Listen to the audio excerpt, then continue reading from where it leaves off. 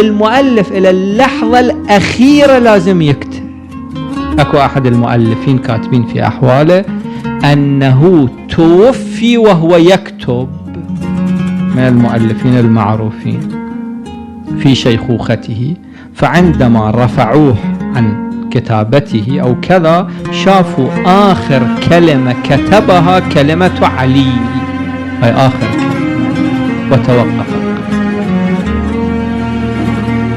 إلى آخر لحظة. لازم يعني الخطيب إلى آخر لحظة لازم يخطب، الطالب إلى آخر لحظة يجب أن يطلب العلم.